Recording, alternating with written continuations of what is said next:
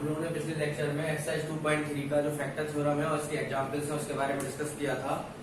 Exercise 2.4 अब हम लोग इस एक्सरसाइज के जो भी क्वेश्चंस हैं उनके बारे में डिस्कस कर रहे हैं एक करके, राइट। तो हम लोग क्वेश्चन नंबर फर्स्ट देखते हैं।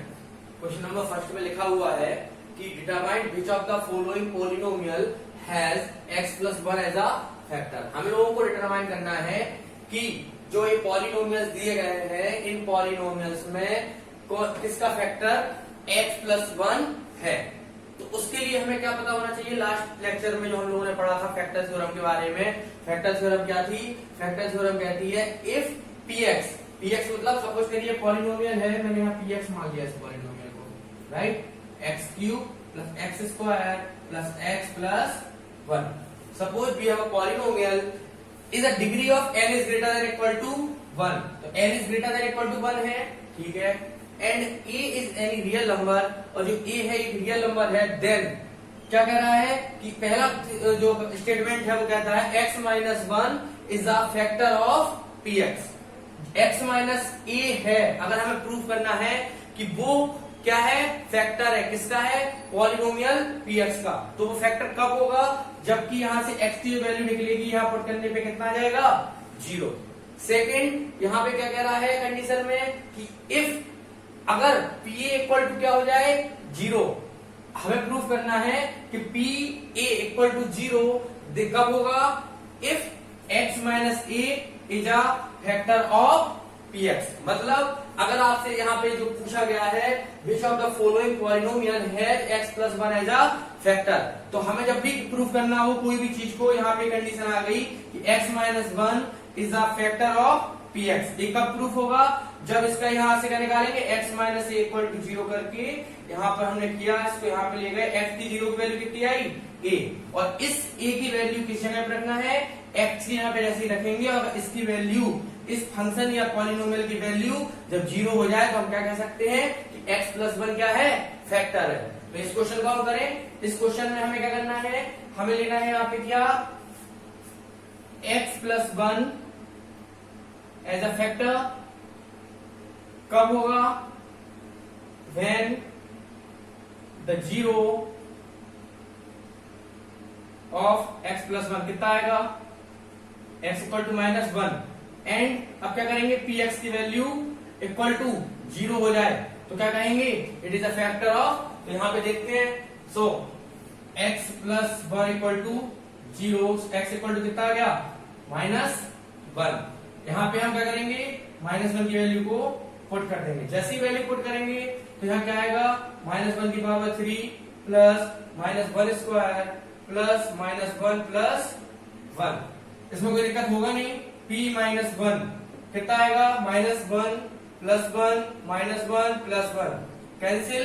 तो यहाँ p-1 की वैल्यू कितनी आ रही है, 0। तो इससे आप कर सकते हैं, देयरफॉर बाई फैक्टर थ्योरम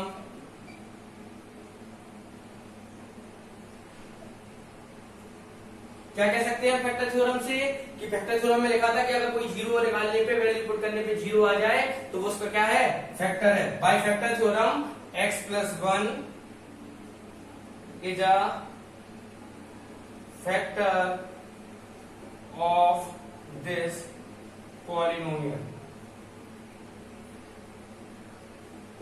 ठीक, इसके बाद इसी तरीके से एक क्वेश्चन और भी दिया गया है, इसको भी आप चाहें तो बहुत आसानी से कर सकते हैं। यहाँ पे फिर से मैं लिख देता हूं, px इक्वल टू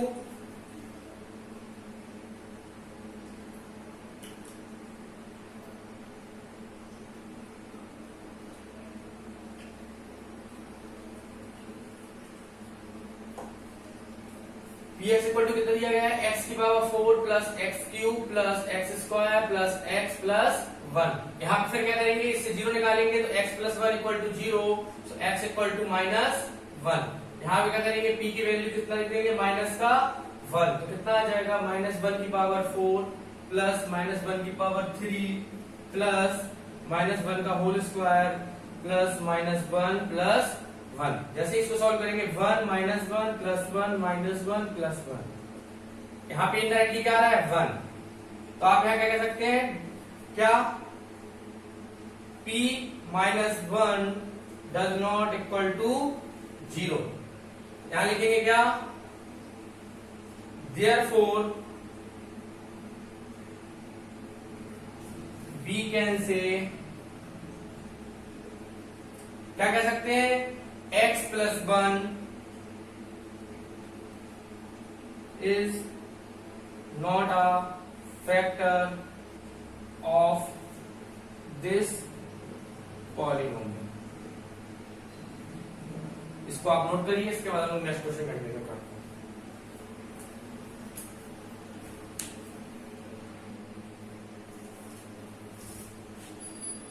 अब हम लोग इसके बाद नेक्स्ट क्वेश्चन देखते हैं। इसमें लिखा use the factor theorem determine whether gx is the factor of px in each of the following cases. Same question जो हमने लास्ट वाला किया था, इसकी तरह इस क्वेश्चन को करना है। बस इस क्वेश्चन में उन्होंने क्या लिख दिया, पहले सीधा सीधा लिख दिया था कि हमें फाइंड आउट करना है x plus 1 is the factor of this polynomial. But यहाँ पे इन्होंने क्या कह दिया कि आपको क्या पता करना है कि जो gx है वो फैक्टर है किस वाले का, इस वाले पोलिनोमियल का, राइट। तो आपको क्या करना पड़ेगा, फाइंड द जीरो। प्रॉपर्टी कौन सी लगनी है, ये वाली, if x minus is a factor. अगर आपको प्रूफ करना है कि ये एक फैक्टर है किसका, इस वाले पॉलिनोमियल का, तो आपको क्या प्रूफ कर देना है, इससे जीरो की वैल्यू निकालकर इस पे रख के टीए का मान कितना रख देना है, 0। तो यहां क्या करेंगे, फैक्टर,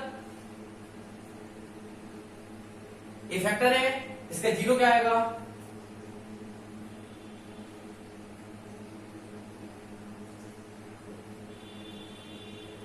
जीरो की वैल्यू कितनी आएगी, x plus 1 equal to 0, x equal to the -1। Clear है। अब आपको क्या करना है, p की वैल्यू उठाकर यहाँ -1 रख देना है। इसको मैंने सॉल्व किया तो 2 इंटू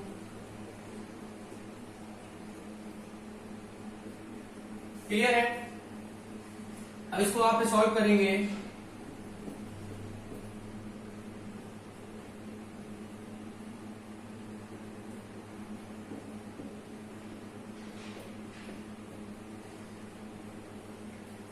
आप देख सकते हैं p माइनस 1 की वैल्यू क्या आ गई, p माइनस 1 की वैल्यू हमको मिल गई 0।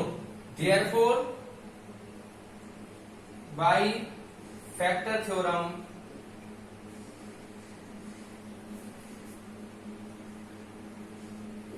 क्या कह सकते हैं हम, b can say that gx is the factor of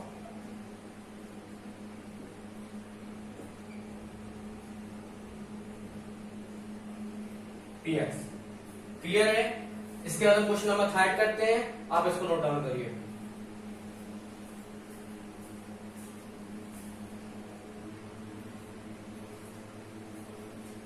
अब हम लोग इसके आगे क्वेश्चन नंबर 3 डिस्कस करते हैं। क्वेश्चन नंबर 3 कह रहा है find the value of k if x minus 1 is the factor of, if, आपको सिर्फ सेकंड कंडीशन फिर से देखना है, if x minus is the factor of px। In the same case x minus 1 equal to क्या हो जाएगा, 0। सो 0 कितना आ गया वैल्यू, x की वैल्यू कितनी आ गई, 1। अगर x minus 1 is the factor of this polynomial, लिखेंगे because x minus 1 is the factor of this polynomial. अगर इस पॉलिनोमियल का ये फैक्टर है तो क्या होगा, हमें इसकी जो जीरोस की वैल्यू है वो यहां रखने पे, अगर इसका फैक्टर होता है तो p इक्वल टू कितना मिल जाएगा, 0। So therefore p 0 sorry p x equal to क्या हो जाएगा, 0। अब px की वैल्यू कितनी रखेंगे, तो यहां पे p1 की वैल्यू निकालनी है, p1 कितना आएगा, 1 का स्क्वायर प्लस 1 प्लस k, ये कितने के इक्वल हो जाएगा, 0 के। तो कितना आएगा, 1 plus k equal to 0, so k equal to -2। ये सॉल्व हो गया। नेक्स्ट यहां देखते हैं, यहां पे फिर कह रहा है, देखेंगे if x minus 1 is a factor of this polynomial. अगर इस पॉलिनोमियल का फैक्टर है तो क्या होगा, देयरफॉर बाई फैक्टर थ्योरम।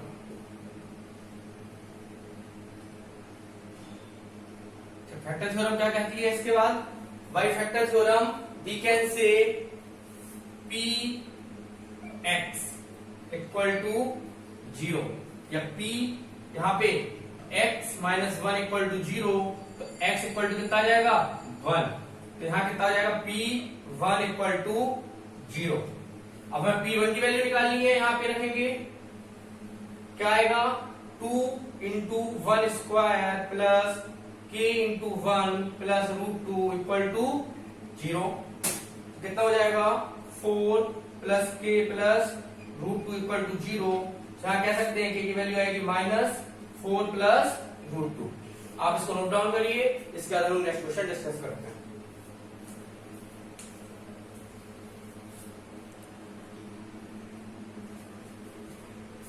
इसके बाद एक्सरसाइज 2.4 का हम लोग लास्ट क्वेश्चन देखेंगे, क्वेश्चन नंबर 4।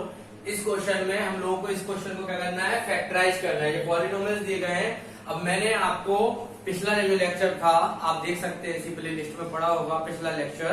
उस लेक्चर में मैंने आपको क्या बताया था कि कैसे आपको इन चीजों को फैक्टराइज करना। उस लेक्चर में मैंने सिर्फ 2 चीजें बताई थी कि किसी भी पॉलिनोमियल को फैक्टराइज करने के लिए 2 तरीके के मेथड है। एक है फैक्टर थ्योरम के द्वारा और एक दूसरा कौन सा था, दूसरा मेथड था हमारे पास में मिडिल टर्म स्प्लिटिंग मेथड। तो अभी हम जो करने जा रहे हैं जिसका इस्तेमाल उसे बोलेंगे मिडिल टर्म स्प्लिटिंग मेथड, क्योंकि मैंने लास्ट लेक्चर में उसको ज्यादा अच्छे से डिस्कस नहीं किया था। तो मैंने 4 डिफरेंट एक्सरसाइज के क्वेश्चंस लिए हुए हैं, चारों में अलग पैटर्न फॉलो होंगे। तो आप इसको ध्यान से देखना ताकि आप आसानी से मिडिल टर्म को स्प्लिट कैसे करते हैं उसको सीख सकें। पहला क्वेश्चन है फैक्टराइज में कि 12x square minus 7x plus 1। अब आपको इस क्वेश्चन में क्या याद रखना है, सबसे पहले आपको देखना है जो x स्क्वायर का मल्टीपल है और इस वाले नंबर का मल्टीपल है, इन दोनों का मल्टीपल करने पे कितना आएगा 12 इंटू 1। अब आपको जो मिडिल टर्म है उसको स्प्लिट करना है, मतलब तोड़ना है। कैसे तोड़ना है कि यहाँ पे जो 12 इंटू 1 करने पे कितना आ रहा है 12, इस 12 के ऐसे फैक्टर करने हैं। यहाँ पे क्या लगा है साइन, हमें देखना है यहाँ किसका साइन लगा है, प्लस का साइन। अगर यहाँ प्लस का साइन लगा है तो ये जो 7 है इसको किससे करके स्प्लिट करना है, प्लस करके स्प्लिट करना है। ध्यान रखना यहाँ पे देखना है इस तरीके साइन लगा है प्लस का साइन। अगर यहाँ प्लस का साइन है तो जिसको स्प्लिट करना है वो किसकी मदद से स्प्लिट करना है, प्लस की मदद से स्प्लिट करना है। दूसरी चीज यहाँ पे जो यहाँ आ रहा था वैल्यू कितना 12 का हम क्या करेंगे एलसीएम निकालेंगे। एलसीएम निकालेंगे या फिर हम कह सकते हैं इसके जो फैक्टर्स निकल आए, कितना आ रहा है 2 3 या 6, 2 2 4 3, 2 2 4 3 12, राइट। अब 2 इंटू 2 इंटू 3 का ऐसा कॉम्बिनेशन बनाना है कि सम करने पे कितना बन जाए 7। तो आप देखेंगे 2 2 4 इंटू 3, तो 4 3 कितना बनता है 12। और यहाँ पे अगर अपन लोगों ने लिख दिया 4 प्लस 3। आपको इस साइन से कोई मतलब नहीं रखना है, आपको सिर्फ इस साइन से मतलब रखना है। यहाँ अगर प्लस लगाया तो स्प्लिट किससे करना है, प्लस से। तो कितना हो जाएगा 12x square minus 4 plus 3x plus 1। यहाँ कितना आएगा 12x square minus 4x minus 3x plus 1। इसको और स्प्लिट करेंगे तो कितना आएगा 4x कॉमन लिया, 3x माइनस 1। अब यहाँ पे आपको क्या करना है, बिना सोचे जो आपने यहाँ पे लिया है दूसरी बार भी आपको उसी को लिख लेना है, इससे आप कंफ्यूजन ना हो कि दूसरे वाले में कॉमन क्या लें। अब यहाँ पे अगर 3x बनाना है तो यहाँ अगर मैंने -1 लिख दिया तो -1 इंटू 3x करने पे -3x आ जाएगा और -1 और -1 करने पे +1, राइट। अब इन दोनों में यहाँ देखिए दोनों में कॉमन आ रहा है 3x माइनस 1, तो आप 3x माइनस 1 एक ब्रैकेट में कॉमन ले लेंगे, दूसरे में आ जाएगा 4x माइनस 1। इस तरीके से फैक्टराइज हो गया। नेक्स्ट क्वेश्चन देखें, यहाँ पे फिर वही देखते हैं 6 इंटू 6 मतलब कितना आ गया 36। अब आपको क्या करना है 36 के फिर से फैक्टर्स करने हैं, तो कितना आएगा 2 18 93 3 बन जा 3, मतलब 2 इंटू 2 इंटू 3 इंटू 3। अब यहाँ पे देखिए कौन सा साइन लगा है, माइनस का। अगर यहाँ माइनस का साइन है तो आपको याद रखना है जो 5 आना चाहिए वो किसकी मदद से आना चाहिए, माइनस की मदद, मतलब इसको स्प्लिट कराएंगे तो यहाँ पे माइनस का साइन आना चाहिए। दोनों नंबर जो फैक्टर्स ब्रेक करेंगे उन फैक्टर्स का मल्टीप्लिकेशन इस तरीके से कराना है कि ये माइनस करने पे कितना आ जाए, 5 आ जाए। अगर माइनस करने पे 5 लाना है तो आप लगाइए, इसमें क्या कर सकते हैं, 2 2 जा 4, 3 3 जा 9।